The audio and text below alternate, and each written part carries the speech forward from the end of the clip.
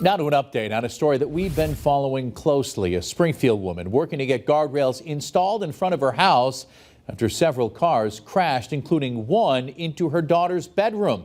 After reaching out to Western Mass News to get answers, Katie Ramos tells us her story is one step closer to a happy ending. And Western Mass News reporter Olivia Hickey joining us live in studio with the latest on that. Olivia?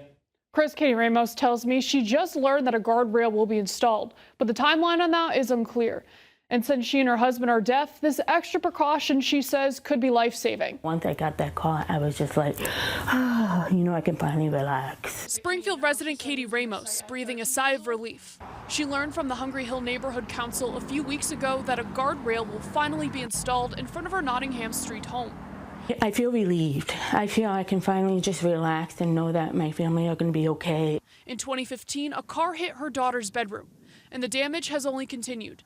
When we sleep, we're not going to be able to hear if something happens during the night. And if my kids get hurt, how am I going to know? Despite a fence surrounding her property and the city posting signs like this arrow warning drivers about the curve in the road, she says it was a years-long uphill climb, filled with petitions, emails, a denial from the city last year, and eventually calling Western Mass News for help. Five years I've been fighting for the guardrails, and I feel like it's a dream come true that I finally can make sure that my family's safe. Ramos tells us the timeline of the project is unknown, as the city continues to work on the funding for the project. But she's happy it's a work in progress. I want to thank you, Olivia, for supporting me through this whole thing and finally getting me to push and not give up.